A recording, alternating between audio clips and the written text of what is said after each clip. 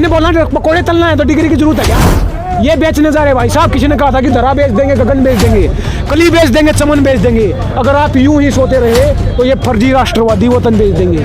तो ये वतन बेच देंगे, ये फर्जी राष्ट्रवादी हैं, ये राष्ट्रवाद की बात करते हैं, लेकिन ये देशद्रोही है। असली में ये देश को बेचा जा रहा है, देश को खत्म किया जा रहा है।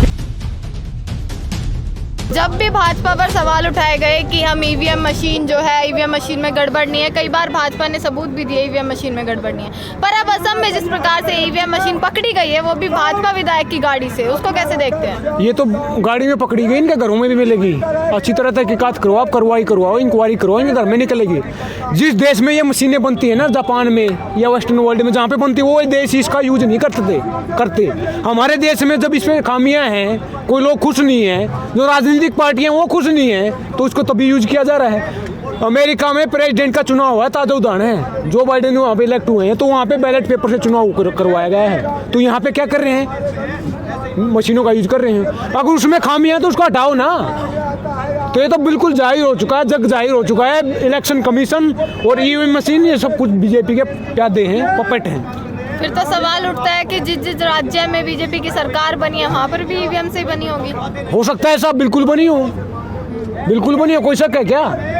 जब ईवीएम पे सवाल है, सवाल निशान है, उसको नहीं वापस ले रहे, हटा नहीं रहे, तो क्या चाहते हो?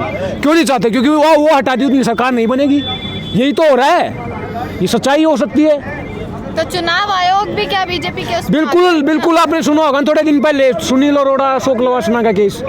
वो मुख्य चुनाव आयुक्त थे, मतलब उनको खरीद लिया गया है। और हर जो इंस्टीट्यूशन है, जो ऑटोनोमस इंस्टीट्यूशन होता है सरकार में, आरबीआई है, सीबीआई है, इलेक्शन कमीशन है, या अपना आरटीआई है, जो आरटीआई हमारे लिए अधिकार होता था। हम सवाल पूछ सकते थे सरकार से कि हमारा जो टैक्स पैसा है आपने कहाँ खर्च किया, कैसे किया, क्यों किया।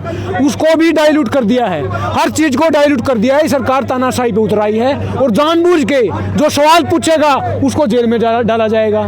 आप तो देख लो क्या हो रहा है। दिशा रवि है जो 21 साल की थी, सवाल पूछा जेल में डाल दिया। नुदीप कौर के साथ क्या हो, जेल में डाल दिया। आप भी विरोध कर रहे हैं, आपको भी डाल सकते हैं, डाल लेना, कोई दिक्कत नहीं है। किसी ने कहा था कि दमन, अत्याचार और गलत के खिलाफ अगर बोलना बगावत है तो मैं बागी हूँ और बगावती मेरा पेशा है। अगर इसको सरकार गलत मानती हो तो करना पड़ेगा। नहीं है, अगर ऐसा ही सोच जाते, भगत सिंह डर जाते, अगर भगत सिंह डर जाते तो ये तो उस टाइम अंग्रेज थे, इनसे भी क्रूर थे ना वो, तो देश गुलाम रहता। आज तक गांधी जी डर जाते तो देश गुलाम रहता। तो कोई लॉजिक की बात नहीं है, डरने वाली बात नहीं है। देश गुलाम होने जा रहा है। आपको पता होगा नहीं क्या हो रहा है देश में। हर 16 मिनट में एक बेटी का रेप होता है, दिन में, रात में, आजकल मंदिरों में भी रेप हो रहा है। तो आप देख सकते हैं क्या हालात बन चुके हैं। हर 32 मिनट में एक किसान सुसाइड करता है, हर 32 मिनट में। लड़कियों की बात करी आपने, फिर तो यूपी की तरह हर जगह राम राज्य स्थापित करना होगा। राम राज्य है उस देश में, उस प्रदेश में जिसमें सीता, उस प्रदेश की बेटी खुद सुरक्षित नहीं है, सीता का रेप होता है, वो राम राज्य है? वो तो रावण राज है। यूपी में एनसीआर भी होता है, नेशनल क्राइम रिकॉर्ड ब्यूरो, उसका डाटा उठा के देख लो। 2015 के बाद ये नहीं छापते, क्योंकि इलेक्शन जीतना होता है, उससे इमेज डाउन होगी। तो यूपी में सबसे ज़्यादा क्राइम की घटनाएं, हत्या की, रेप की घटनाएं यूपी में होती हैं। अगर ये राम राज्य है तो आपको मुबारक है, राम राज्य।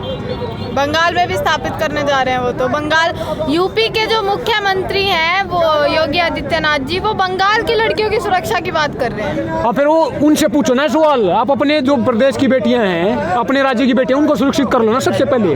बाहर की तो चिंता जब करो तब अपने घर खुश हो अपने घर में, अपने घर को संभालो। जिसके लिए आपको वोट दिया, आपके लिए आपको सीएम बनाया, जिस चीज़ के लिए आपको बनाया गया था उसको संभालो ना आप सबसे पहले। बाहर की बात तब करियो। ये तानाशाही सरकार है। मैंने बोला ना क्या किया जा रहा है। आप युवा हैं, आपको रोजगार मिल गया क्या? कहाँ मिल गया रोजगार? कहाँ मिलता है? कहाँ मिलता है? सरकारी संस्थान होते हैं जो IBPS एक क्लर्क की नौकरी होती है, उसमें 2014 में 22,000 पोस्ट होती थी, आज 1100 पोस्ट रह गई हैं। CGL का एग्जाम होता है, उसमें 14,000 पोस्ट थी, उसमें केवल 5,000 रह गई हैं। सरकारी नौकरियां कहाँ मिलती हैं? सरकारी संस्थान होते हैं, PSU होते हैं, वहाँ पे मिलती हैं, उनको बेचा जा रहा है। सुना होगा ना, LIC, गेल, बेल, पतन क्या। तो 23 PSU या तो बेच दिया अंडर पाइपलाइन। नया बजट आया, उसमें टारगेट रखा 2.25 लाख करोड़ का डिस इन्वेस्टमेंट का। उससे पैसा बाहर निकाला जाएगा, स्टेक खरीदा जाएगा, कंपनियां पैसा लगाएंगी। पूंजीवाद आएगा, निजीकरण को बढ़ावा दिया जाएगा, नौकरियां खत्म हो जाएंगी। फिर जो पढ़े लिख के आएंगे उनको 8,000 की नौकरी मिलेगी। बीटेक करके आप 10-15 लाख कम से कम खर्चा होता है। नौकरी कितने की? 8,000 रुपये। 8,000 रुपये में क्या रहा है? दिल्ली पब्लिक स्कूल की एक महीने की फीस 12,000 रुपये है। 8,000 रुपये आपकी सैलरी है। बढ़ा लो देश को आगे। हर किसी को सरकारी नौकरी नहीं मिल सकती ना, तो प्राइवेट दिला दो ना। मैंने बताया ना 12,000 फीस और 8,000 आप सैलरी है, तो उससे चलेगा काम। पूंजीवाद पता कैसे होता है? रोजगार उत्पन्न होगा ना, खुद अपने रोजगार देंगे ना, मेक इन इंडिया तभी तो बनेगा। कहाँ बनेगा? मैंने बता दो दिया भाई, 8,000 की नौकरी से काम कैसे चलेगा? रोजगार अपने लिए उत्पन्न करेंगे। ऑक्सफैम की रिपोर्ट आती है, वो बोलती है देश के 1% के पास देश का 60% धन है, देश के 10% के पास देश का 90% धन। ये असमानता, इनइक्वालिटी किसके कारण है? उन्हीं के कारण है। 25 जनवरी को, सुनो मेरी बात, 25 जनवरी को ऑक्सफैम की नई रिपोर्ट आई, उसमें बोला कि लॉकडाउन के दौरान अडानी अंबानी ने एक घंटे में 90 करोड़ रुपए कमाए हैं। पूरा देश बंद पड़ा है, लॉकडाउन लगा हुआ है, कोई भी आर्थिक एक्टिविटी नहीं हो रही, इकोनॉमिक एक्टिविटी नहीं हो रही। और 90 करोड़ कहाँ से कमा रहा है? मुझे बता दो ना। कारखाने बंद पड़े हैं, पैसे कैसे कमा रहा है? यही तो पूंजीवाद है। तो दिया होगा ना। आत्मनिर्भर भारत भी तो बनेगा ना। आत्मनिर्भर कैसे बनेगा फिर अगर तुम रोजगार? ये आत्मनिर्भर तो है, सड़क पे बैठे, ये तो आत्मनिर्भर है। ये बच्चियों का रेप हो रहा है, ये तो आत्मनिर्भर है। किसान सुसाइड कर रहे हैं, ये आत्मनिर्भर है। वो तो पकौड़े तलना आत्मनिर्भर बता रहे हैं। अगर पकौड़े ही तलना है तो उसके लिए डिग्री चाहिए क्या? PhD की जरूरत है क्या? मैंने बोला ना कि लाखों का खर्चा होता है। पकौड़े तलवाने तो उसके लिए डिग्री की जरूरत है क्या?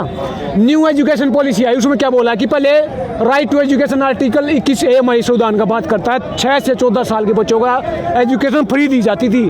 अब वो 3 से 17 कर दिया है। तो पढ़ा क्यों रहे हो? आपको रोजगार तो देना नहीं है, पकौड़े तलवाने हैं, तो पढ़ा क्यों रहे हो? मेरी 25 साल उम्र है, मेरे पास रोजगार नहीं है, पढ़े लिखे हैं लेकिन सड़कों पे घूम रहे हैं। SSCGD वाला सुना होगा ना आपने, 1-1.5-2 महीने से सड़कों पर बैठे हैं, कोई सुनवाई नहीं हो रही है। ये नया भारत है? ये आत्मनिर्भर है क्या? पकौड़े तलना भी तो रोजगार है। तो तल लो ना, आप क्यों उठा रखा है? सरकार तल ले पकौड़े, अपनी कुर्सी को छोड़ के, सरकार को छोड़ के, PMC को छोड़ के पकौड़े तल ले। मैंने बोला पकौड़े तलना है तो डिग्री की जरूरत है क्या? बीटेक पॉलिटेक्निक की जरूरत है क्या किसी डिग्री की? बता दो आप। ये बेचने जा रहे भाई साहब। किसी ने कहा था कि धरा बेच देंगे, गगन बेच देंगे, कली बेच देंगे, चमन बेच देंगे। अगर आप यूं ही सोते रहे तो ये फर्जी राष्ट्रवादी वतन बेच देंगे। तो ये वतन बेच देंगे, ये फर्जी राष्ट्रवादी हैं, ये राष्ट्रवाद की बात करते हैं, लेकिन ये देशद्रोही हैं असली में। ये देश को बेचा जा रहा है, देश को खत्म किया जा रहा है, ये देश के किसान को खत्म किया जा रहा है, नौजवान को खत्म किया जा रहा है, संविधान को खत्म किया जा रहा है। किसानों की बात करें, किसान अब दोबारा संसद कूच करने की बात कर रहे हैं। पहले जब दिल्ली जाने की कोशिश करी थी तो देख लिया ना हाल आप लोगों ने। क्या देख लिया? बता दो क्या हुआ था? सब कुछ प्री प्लान था। सरकार ने जानबूझ के साजिश की। 30 लाख किसान आए थे दिल्ली में, केवल 3,000 क्यों गए वहां पे? क्यों गए? जानबूझ के उन्होंने 3,000 जाने दिए कि इससे ना मुद्दा क्रिएट होगा, तोड़ा जाएगा आंदोलन को। अब उसमें फंस गए हो, कामयाब नहीं हुए। सब कुछ प्री प्लान था। दिल्ली पुलिस को जानबूझ के बोला गया था कि ये बैरिकेड खोल देना, 2-3 हज़ार को जाने देना, फिर हमें एक रग पकड़ी जाएगी, इनकी एक नस पकड़ी जाएगी, फिर आंदोलन को खत्म किया जाएगा। लेकिन उस साजिश में कामयाब नहीं हुए हैं। अब संसद में तो कूच किया नहीं जाए तो क्यों ना किया जाए? आप बता दो मुझे, कोई रास्ता बचा है क्या? यहाँ पे 4 महीने से बैठे हैं, 300 किसान मर गए, सुसाइड भी की है, तो हमारे पास कोई रास्ता नहीं बचा है। अवेयरनेस फैलानी पड़ेगी, लोगों को जगाना पड़ेगा, देश की सत्ता हुक्मरानों को जगाना पड़ेगा, एक धमाका करना पड़ेगा। और धमाका आवाज है, ये मत सोचना कि बम फेंकेंगे। जगा तो रहे, महापंचायत इतनी कर ली आप लोगों ने, पंचायत करी थी और यहाँ किसानी वो जग रहे हैं, तभी तो उनको चुनने हो गए, तभी तो अटैक किया ना, तभी तो गोली चलाई ना, पत्थरबाजी क्यों की? क्योंकि जागरूक कर रहे हैं, वोट कटेंगे उनसे। उनको पता है कि जानबूझ के ये वोट तोड़ रहे हैं तेरी, तो डर क्यों रहे हैं? फिर करने देना पंचायत, रोका क्यों जा रहा है? गोली क्यों चला रहे हैं? लोकतंत्र है ना, हमारी सरकार है, हमारे नुमाइंदे हैं, हमारे रिप्रेजेंटेटिव हैं, हमारे सर्वर हैं, उनको हमारे पास आना चाहिए, हमारी बात सुननी चाहिए। हमने वोट दे के बनाया, हमारा काम करना चाहिए, उन्हें हमारी पॉलिसी बनानी चाहिए। लेकिन क्या हो रहा है? पूंजीपतियों के लिए पॉलिसी बना रहे, कानून बना रहे हैं, ये पूंजीवाद लागू किया जा रहा है, ये किसान को खत्म किया जा रहा है, ये देश को खत्म किया जा रहा है। हम इकट्ठा हो गए हैं क्योंकि देश की 70% आबादी युवाओं की है, 35 साल से नीचे है। उनको रोजगार चाहिए, उनको रोजी रोटी चाहिए, कपड़ा, मकान, शिक्षा, स्वास्थ्य, बिजली, पानी, सड़कें, ये चाहिए। ये हिंदू मुसलमान नहीं चाहिए, मंदिर मस्जिद नहीं चाहिए। आपने सुना होगा ना, सिख धर्म वालों ने एक डायलिसिस का हॉस्पिटल बनवा दिया। जो सरकार वाले हैं वो तो मंदिर बनवा रहे हैं, और जो गुरुद्वारे मंदिर वाले वो हॉस्पिटल बनवा रहे हैं। ये इसी देश में हो सकता है। काम था उनका हॉस्पिटल बनवाना, लेकिन देख लो आप क्या हो रहा है देश में। इस देश को खत्म किया जा रहा है। सेकुलरिज्म होता धर्मनिरपेक्ष राष्ट्र, उस धर्मनिरपेक्ष राष्ट्र को खत्म किया जा रहा है। धर्म के आधार पर नागरिकता दी जा रही है। 2019 में क्या लेके आए थे, CNRC।